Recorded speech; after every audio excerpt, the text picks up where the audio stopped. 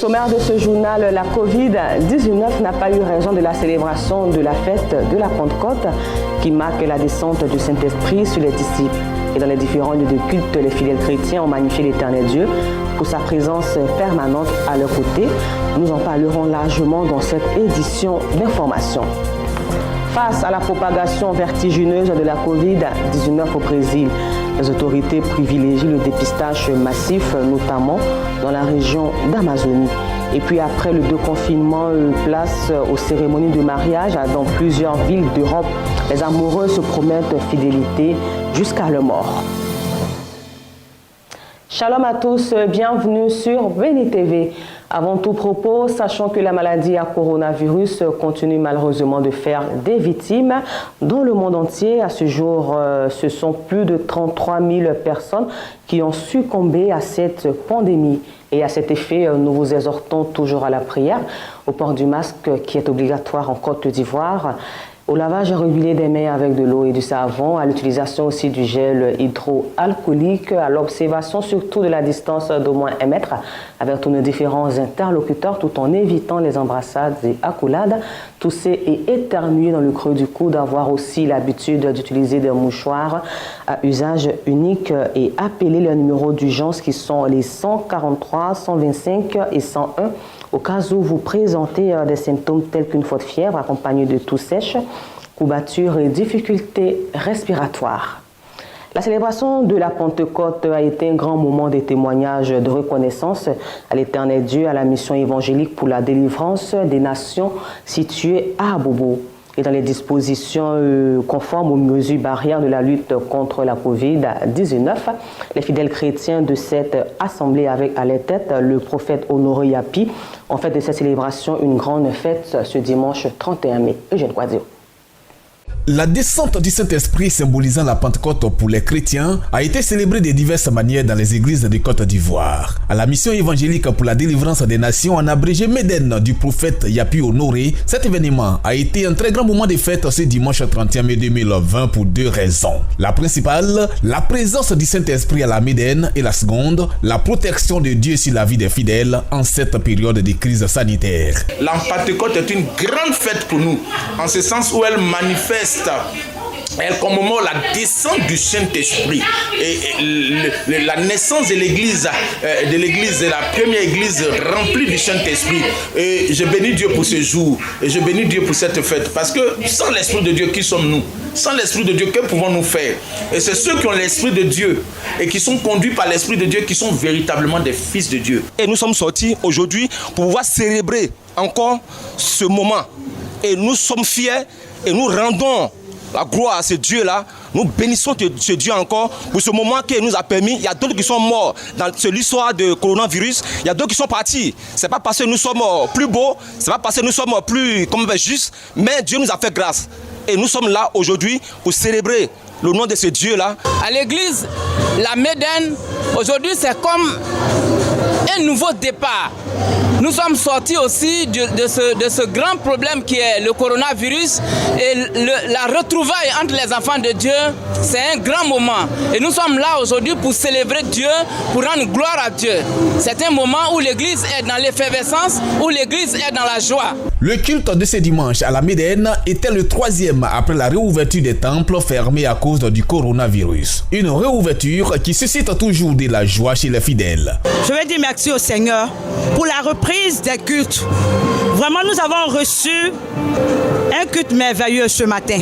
En dehors des conséquences sociales, économiques et sanitaires, la crise du Covid-19 a causé d'énormes dégâts au plan spirituel dans beaucoup d'églises et la Médène ne dira pas le contraire. Effectivement, c'est 2 mois de confinement, 2 mois de suspension sans faire de culte a affecté, j'allais dire, l'église, la Médène aussi, dans le sens où elle a refroidi un peu l'ardeur des chrétiens. Nous sentons un refroidissement, nous sentons un assoupissement au niveau des enfants de Dieu qui reviennent. S'ils viennent avec la lourdeur, ils viennent un peu assoupis. Et il y a un autre travail de fond à refaire. On avait des programmes en cours, on avait beaucoup de programmes, notamment dans le mois d'avril, dans le fin mois de mars. Et ces programmes ont été, comme j'allais dire, ont été simplement annulés à cause de cette situation. Malgré cette reprise timide mentionnée par son leader, la mission évangélique pour la délivrance des nations reprend tout son programme le dimanche prochain avec une activité des femmes dans le strict respect des mesures barrières. Présence du Saint-Esprit aussi à Bondoukou, les fidèles chrétiens de l'église Béthanie Wineuse ont également célébré sa présence ce dimanche. Le leader de cette communauté, le pasteur Mamiri Nikez, a édifié le corps du Christ autour du thème « Grandir dans la présence du Saint-Esprit ». Anissé Kouadio. C'est dans l'allégresse et le bonheur total que les frères et sœurs de la mission internationale des églises Béthanie, le temple Winner de Bondoukou, se sont retrouvés, marqués par la prestation des enfants, des jeunes et des femmes de l'église qui ont fait monter de bonnes odeurs musicales vers notre Seigneur.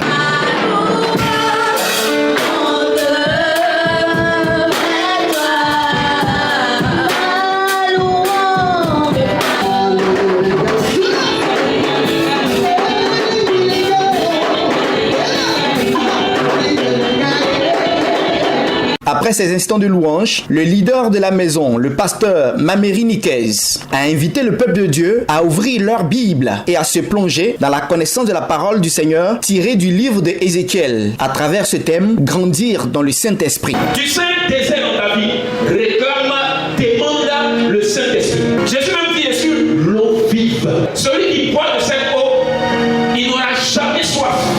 Après cette prédication, instant d'adoration et de méditation où les fidèles se sont laissés pénétrer par le Saint-Esprit profondément. Ce culte de ce dimanche s'est tenu dans le strict respect des mesures barrières à travers le port du cache-nez et le lavage des mains. Cette pandémie est une réalité.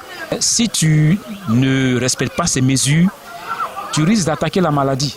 Donc, pour pouvoir vivre comme il se doit et limiter le nombre de malades dans le monde entier, il faudrait que nous puissions respecter les mesures barrières. Si nous ne sommes pas en bonne santé, il nous sera difficile de pouvoir venir louer, de célébrer le Seigneur. Donc veillons également sur notre corps en appliquant toutes ces mesures. Respecter les mesures barrières parce que cette maladie-là, elle est réelle et nous devons nous protéger, laver les mains pour que nous puissions éviter cette maladie. Quel est le message que doit retenir le chrétien pour cette grande fête de la Pentecôte? Le chrétien doit apprendre à pouvoir marcher avec Dieu. C'est l'Esprit de Dieu qui est avec nous et demander et réclamer encore la force, la puissance du Saint-Esprit. Au sortir de cette rencontre, les jeunes, les femmes et les conseils paroissiaux ont une mission désormais. Nous, jeunesse de Béthanie, de Bondoukou, nous disons à tous les jeunes de rester dans le Seigneur, de tenir bon et de demander la présence de Dieu dans leur vie pour aller loin dans le Seigneur. Annoncer sa parole pour que des personnes se donnent au Seigneur.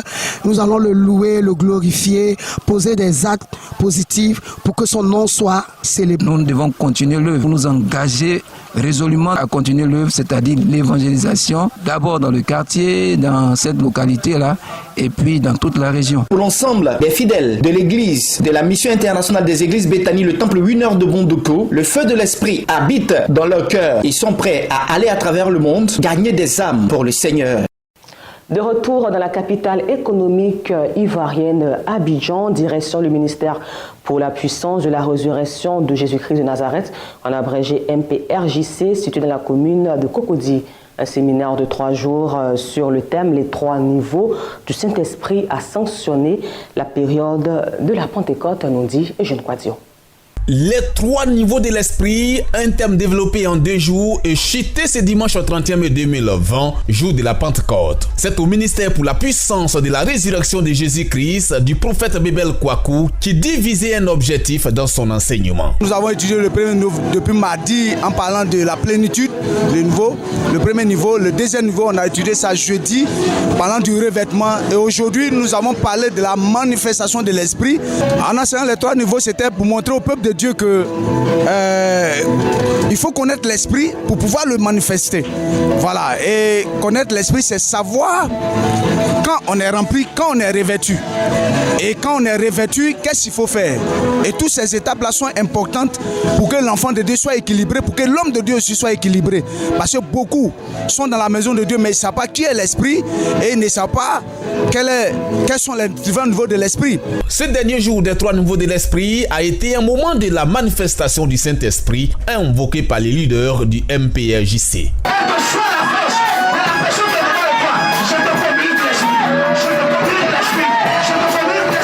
Je te commande l'esprit.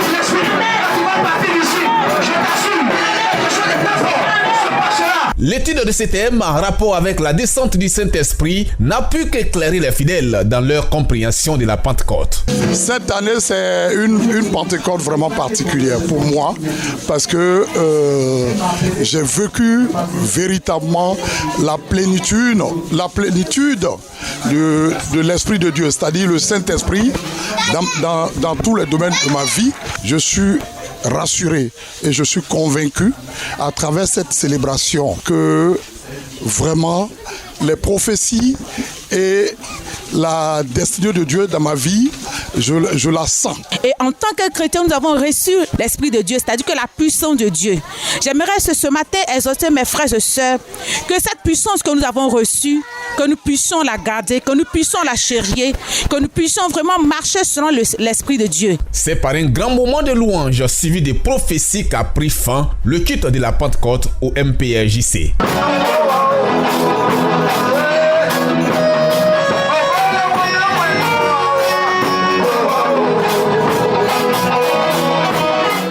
Du côté de Yopougon-Sidessi, les fidèles chrétiens de la mission évangélique des rachetés de Dieu, en abrégé Mirad, ont également célébré la fête de Pentecôte.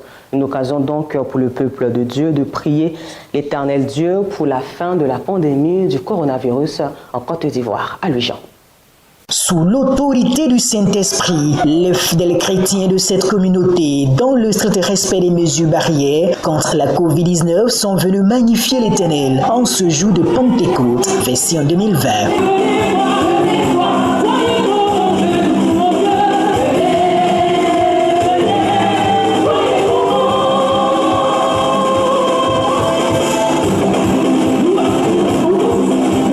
En cette circonstance particulière imposée par le coronavirus, le pasteur principal de cette assemblée a exhorté les fidèles à la maturité de la foi chrétienne.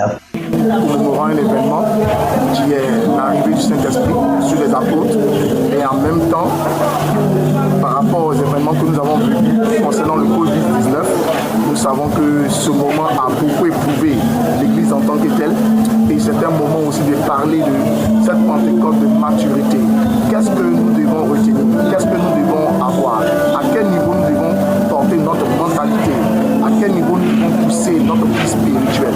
C'est en cela que nous avons parlé de Pentecôte de maturité spirituelle. Le Saint-Esprit, un guide, un conseiller et même une autorité à laquelle les enfants de Dieu accordent une importance capitale dans leur vie au quotidien. Sans le Saint-Esprit, le chrétien n'est rien. Nous ne sommes rien sans le Saint-Esprit. C'est le Saint-Esprit qui nous oriente, c'est le Saint-Esprit qui nous conduit. Sans le Saint-Esprit, nous ne pouvons pas découvrir les vérités de Dieu. Et le Saint-Esprit nous accompagne partout où nous passons. Et c'est un compagnon merveilleux pour nous. Depuis son effusion sur les disciples dans la chambre haute jusqu'à ce jour, la troisième personne de la Trinité garde toujours ses attributs divins. Ce même Saint-Esprit qui a produit des miracles avec les apôtres, qui a produit des miracles avec Pierre, Paul, Jean, etc. Ce même Saint-Esprit est toujours à l'œuvre. Il veut se manifester au travers de plusieurs servants, plusieurs serviteurs, plusieurs hommes de Dieu, des femmes de Dieu. Alors, nous demandons simplement aux enfants de Dieu de lever le niveau afin que le Saint-Esprit les utilise pour éclater sa gloire au travers des miracles de délivrance et des prédications poussées par l'Esprit aussi. La victoire sur le coronavirus passe donc par une parfaite intimité avec le Saint-Esprit, la seule personne à même de détruire la racine de ce mal. Restons toujours dans cette ferveur de la célébration de la fête de Pentecôte. Cette fois-ci, c'est la mission évangélique Temple des Merveilles de Plateau d'Ocuy qui a accueilli notre équipe de reportage. Et le premier leader de cette assemblée, le prophète Nyamien Jules, a instruit les fidèles chrétiens sur le thème, le lieu du rendez-vous. Eugène Quadio.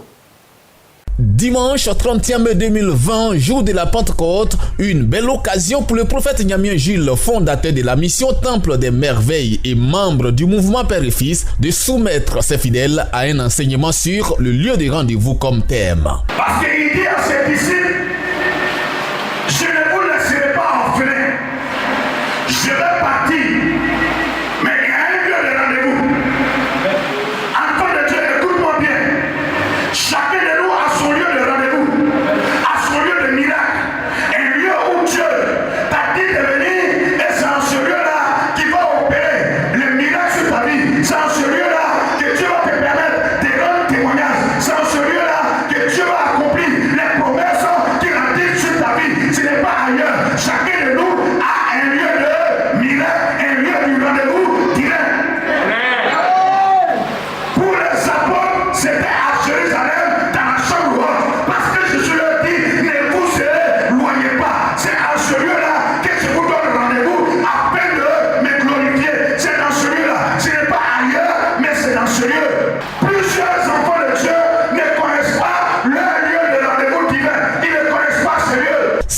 première version de la Pentecôte dans son développement a été une véritable orientation pour les fidèles dans leur perpétuelle quête de stabilité spirituelle. Aujourd'hui est un jour exceptionnel pour nous les chrétiens. Pentecôte, oui, très important. Car l'Éternel, notre Dieu, nous a dit qu'il ne nous laissera pas orphelins. Et en ce jour, nous le célébrons avec amour. Nous le célébrons aussi avec joie. Avec aujourd'hui aussi le thème de l'homme de Dieu. Vraiment, il y avait un lieu de rendez-vous pour les enfants de Dieu, pour la Pentecôte. Et nous bénissons le nom de l'Éternel qui leur permis ce jour. Bon, aujourd'hui, je me suis senti vraiment dans la joie parce que le Saint-Esprit m'a visité. Je me suis senti dans la joie parce que tout le monde entier sait que ce jour-là, c'est un lieu où nous devons tous nous rassembler afin que nous puissions recevoir le Saint-Esprit. Aujourd'hui, le Saint-Esprit s'est manifesté, il est descendu parmi nous et nous avons vu sa gloire, nous avons vu sa puissance. C'est en cela que vraiment je m'en réjouis. Le prophète Nyamien Gilles a fini son culte de la Pentecôte par inviter ses fils et filles à se tenir prêts pour la reprise des travaux de construction de son nouveau temple suspendu à cause de la crise sanitaire. Cette fois-ci, les fidèles chrétiens de l'église évangélique des Assemblées de Dieu de Kamagaya, avec à sa tête le pasteur Jenny Mathieu, ont célébré ce dimanche la fête de Pentecôte. Anissé Kwadjo toujours pour le compte de Béni TV. Nous sommes au cœur de l'église des Assemblées de Dieu, le temple El Shama de Bondouko, avec à sa tête le pasteur Gianni Mathieu. Cette fête de Pentecôte est empreinte de prise de Sainte Seine par l'ensemble du corps du Christ, mangeant la nourriture de vie et buvant le sang précieux du Seigneur Jésus-Christ qui va les édifier pour le restant de leur jour. Le leader de la maison, le pasteur Gianni Mathieu, nous donne le sens de cette fête de Pentecôte. Et nous sommes nés de nouveau. Nous avons reçu Jésus-Christ dans notre vie. Mais la Pentecôte, le baptême dans le Saint-Esprit nous permet d'œuvrer pour le Seigneur. Et bien, cette date, chaque chrétien doit savoir qu'il est appelé à témoigner avec puissance, avec autorité, parce que l'onction de Dieu est sur lui. Les différentes entités ressortent impactées et sont prêts à gagner le monde pour Christ. S'accrocher au Seigneur Jésus et véritablement avoir une vie de prière, nous puissions être en relation avec notre Seigneur Jésus. Amen. Nous sommes appelés à nous démarquer du monde parce que la prière que nous sommes le centre de la terre et la prière du Seigneur. Donc cette fête doit encore nous amener à manifester cette promesse du Seigneur dans notre vie. Ici, les mesures barrières sont véritablement observées à travers le port du cache-nez et le lavage de mains, seul moyen de lutte contre le Covid-19. En tout cas, ces barrières par le gouvernement sont scrupuleusement respectées. Par cela, il va de notre propre santé. Eh bien, mais si nous ne nous portons pas bien, comment pouvons-nous annoncer l'évangile du Seigneur? Donc, nous remercions le gouvernement. Un véritable moment donc d'adoration et de louange sont montés vers le Seigneur pour lui dire merci pour ses grâces et ses faveurs dans la vie de tous les fidèles. Un grand moment de communion avec l'Esprit Saint qui a déversé son déluge de bénédiction sur l'ensemble du corps du Christ de l'église des Assemblées de Dieu, le temple El Shama de Bondouko. Et l'ensemble du corps du Christ entend être des canaux puissants par lesquels le Seigneur passera pour délivrer des âmes perdues.